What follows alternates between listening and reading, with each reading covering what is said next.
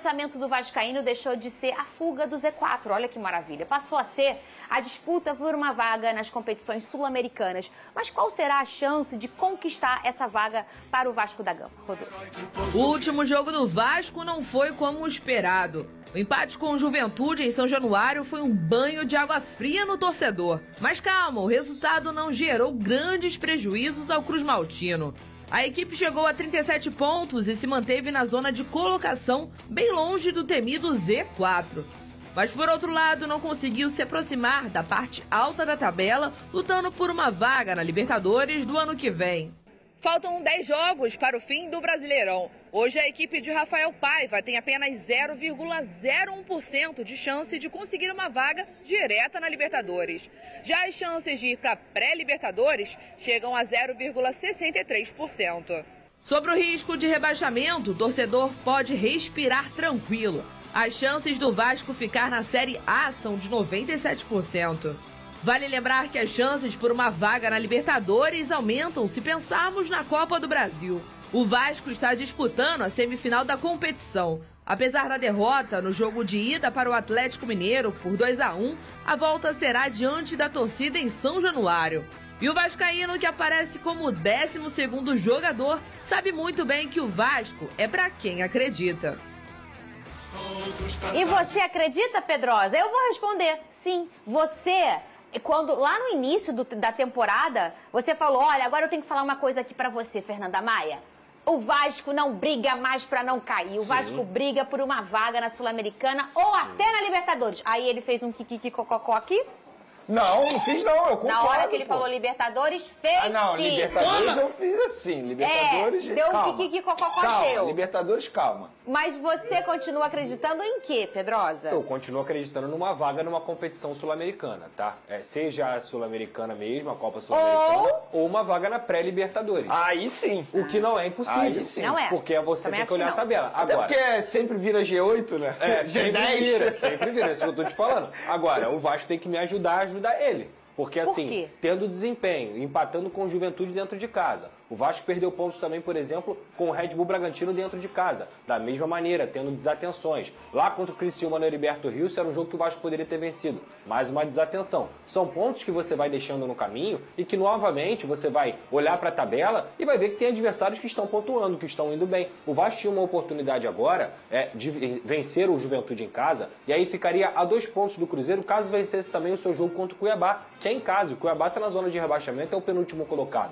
Então, assim, o Vasco está tendo a oportunidade de conseguir chegar nesse pelotão da frente e se firmar e não está se firmando, não está pontuando. Repito, são 6 jogos aí, no mês de setembro o Vasco não venceu. Então, assim, se você quer uma vaga numa competição sul-americana, tem que fazer por onde? Eu já falei uma coisa aqui muito clara. O fato do Vasco estar na semifinal da Copa do Brasil é algo que tem que ser muito comemorado. Ninguém esperava isso, mas não pode maquiar desempenho. Eu vou falar sobre isso agora. O Vasco, gente, eu tô achando o Vasco muito bravo. Se a gente for pensar no enredo do Vasco no ano inteiro, teve troca de 777 para Pedrinho, para Social e Olímpico. Já vou até explicar a situação do 777 agora, não sei se vai dar tempo hoje, a gente, tomara que dê, senão a gente fala amanhã. E aí, ô Vene Casagrande, você tem um Vasco cheio de problemas, essa estralha aí, que de uma gestão para outra, deixou uma gestão para outra. A 777 deixou um monte de valor pro Social e Olímpico do Vasco, que é o presidente Pedrinho e todo mundo que trabalha lá, de personagens que não valiam o que foram trazidos e tudo mais. E além de tentar retocar tudo isso, tentar buscar dinheiro de um monte de lugar, o Vasco tá numa semifinal de Copa do Brasil e pensa em folha salarial do Corinthians, do Atlético Mineiro, do Flamengo e do Vasco. Mas a folha do Vasco é alta também, tá? Mas por quê? Porque pela tem gestão anterior, mas é alta. E tem uma... Mas desses 4, com certeza é mais baixo. É cerca de 15 milhões de reais então, a folha salarial do desses Vasco. 4 semifinalistas da Copa do Brasil, eu tenho certeza que é o mais baixo. E se a gente for parar pra pensar... E o mais alto eu tenho certeza que é o Corinthians, é não o é o Corinthians, Flamengo. é o Corinthians. É o Corinthians. O que você pensa que dá um up é o Coutinho e o Payet. E o Coutinho, um poder que fez uma decisão. Ele botou um gol em que faz o Vasco sonhar de novo. Para você ver como esses personagens são importantes nesse momento do futebol. Que você tem que ter, sim, um elenco robusto. O que eu quero dizer é o seguinte. Se tem uma folha salarial alta, muitos personagens não foram escolhas dessa gestão. E quem colocou o Vasco na briga ainda pela semifinal foi um cara que custa muito caro, porque hoje o futebol é isso, Vene Casagrande.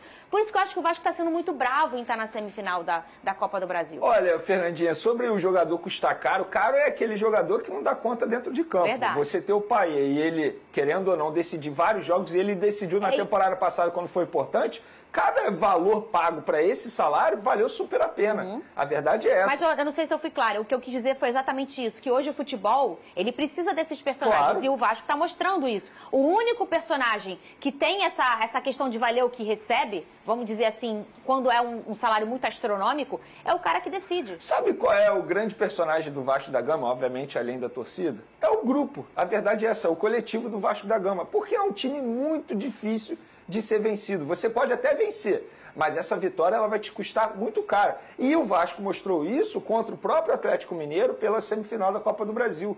Eu falei com o Pedrosa já no off e repito aqui no ao vivo. Para mim, o Vasco tem muitas chances de bater o Atlético Mineiro dentro de São Januário. Primeiro que o Atlético Mineiro é um time bipolar. Você não sabe como que ele vai atuar naquele determinado dia. Tem um baita elenco, mas a gente pôde ver aí agora no Campeonato Brasileiro, vencendo por 2-0, quase tomou a virada do Vitória dentro de casa. Então os próprios torcedores do Galo já criticam bastante. O Vasco da Gama não entrega um espetáculo, mas a gente sabe que dentro de campo os caras vão dar a vida para poder vencer a partida. E repito, podem até sair derrotados, mas será uma derrota muito difícil para o adversário. Lucas Pedrosa, ontem saiu uma notícia que a 777 colocou tudo à venda, desde os clubes até iates de luxo. Como é essa situação, como é essa história? Tu vai comprar o quê, Pedrosa? Não vou comprar nada. Eu tô duro. Ele ia comprar o Vasco, mas final não é, de ano não tá chegando vendo. aí, Vene. Tem viagem. Aí tu vai ver em dezembro Pedrosa em Paris. Não. Vai demorar ainda. Tem viagem, tem presente. Ele tá um monte de pagando a coisa. antiga. É, né? tô pagando a antiga ainda. Falta pouco, mas tô pagando. Cara, olha só, na verdade o que eu tenho que explicar pro torcedor é, 777 não existe mais, tá, gente? Não existe mais. Ela foi esfarelada, é uma empresa que está à beira da falência e que ela foi controlada, ela é controlada hoje em dia pela ACAP, que é uma empresa que emprestou muito dinheiro a 777 quando essa empresa ainda existia, e aí agora ela é a controladora. Ou seja, o que a ACAP fez nesse momento? Ela deu um recado ao mercado. Meus clubes estão à venda, meus ativos estão à venda e a gente quer negociar. Só que tem o seguinte... A ACAP não pode vender nenhum tipo de porcentagem do Vasco da Gama sem a anuência da diretoria vascaína. Isso protege o Vasco para que nenhuma negociação esdrúxula seja feita. E o Vasco e a ACAP têm uma boa relação. Inclusive, eles estão buscando juntos um novo investidor que possa comprar essas ações e também possa se comprometer a continuar investindo. O problema é que tem um fundo inglês, Leaderhall, que é o nome desse fundo inglês, que ainda cobra da ACAP também por ter emprestado dinheiro a 777, ter recebido garantias infundadas e nesse momento corre um processo também na justiça americana entre a Leaderhall e também a ACAP para saber quem vai ficar com o espólio ou não. Mas no momento, a ACAP ainda pode negociar junto com o Vasco da Gama. Então hoje, apesar desse anúncio parecer ser meio drástico, na verdade é só um recado ao mercado. Ó, nós estamos à venda. Nós queremos vender nossos clubes. O Red Star, por exemplo, o Vasco é um potencial de venda? Com certeza, é um ativo, ele faz parte do grupo. Então a ACAP, que é a empresa que hoje controla a 777, que já não existe mais, quem existe é a ACAP. Ela quer vender o Vasco da Gama. Só que ela não pode vender o Vasco da Gama sem a anuência da diretoria vascaína e do Pedrinho, que está acompanhando essa situação de perto. Agora você aí, vascaíno, que ficava assim, ó... Pedrinho foi lá, pegou... E agora? E a 777, se tivesse a 777, não ia estar assim, tinha dinheiro, não sei o quê. E aí? Vene Casagrande. Não, o trabalho e aí? tem que como ser é que a gente explica isso? Porque muita gente me perguntava isso. Fernanda, e agora? Porque o Pedrinho pegou o Vasco de volta, vamos dizer assim, e se deixasse a 777, eles iam fazer mais um aporte em setembro, ia ter mais um dinheiro para não sei o quê. Não, eu li que o Pedrinho deu golpe na ocasião. Ô, gente, pelo amor de Deus. Golpe do Pedrinho. Ô, torcedor, eu falo aqui para o torcedor do Flamengo sempre. Pega o nome do Bandeira de Melo e bota na parede da tua casa. É isso aí. Pinta lá o nome dele. E você, vascaíno, pega o nome do Pedrinho e pinta 30 vezes, porque ele já ganhou tudo como jogador. Já tá pintado. E muito ele mais como presidente. Ele chegou na hora certa, ô Vene. Imagina se fosse outro presidente no lugar dele. Nossa, e o trabalho dele tem que ser muito ressaltado também fora das quatro linhas. Eu vou dar um exemplo. Nesse caso recente aí da briga com a CBF, com o Flamengo, enfim, por conta da mudança do calendário.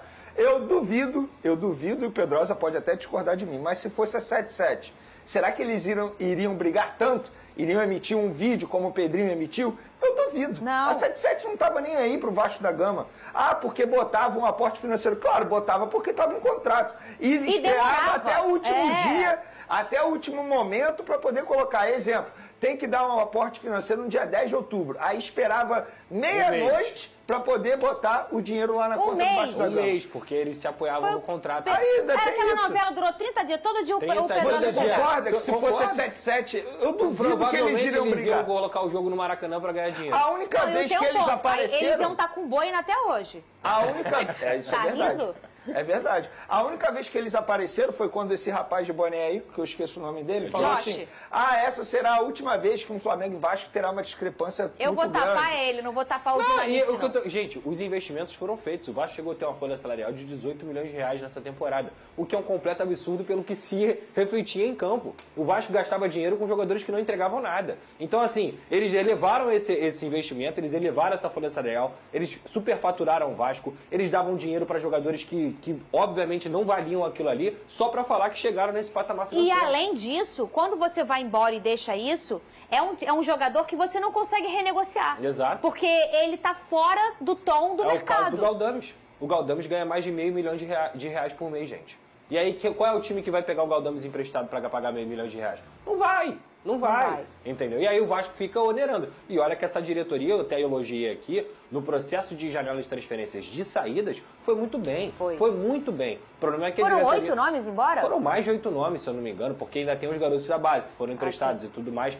Mas de destaque aí para Chedes e a Gabriel, jogadores que já não performavam nada, sabe, dentro do Vasco da Gama. O problema é que eles não conseguiram contratar um zagueiro. Mas diante do cenário que o Pedrinho pegou, gente, tem que dar, graças a Deus, levantar a mão pro céu que o Vasco está numa situação confortável. Pedrosa, como é que tá a situação do Jair? Ele volta contra o São Paulo? É bem possível que ele volte contra o São Paulo. Ele já viajou para Minas para fazer a preparação. Chegou até a aquecer dentro de campo, mesmo não sendo relacionado. E é uma excelente notícia, porque o Jair é um baita de um jogador. Tomara que ele volte a ser o jogador que ele era. É claro que a gente tem que ter muita paciência. Não dá para cobrar do Jair para que ele seja aquele atleta que a gente conheceu.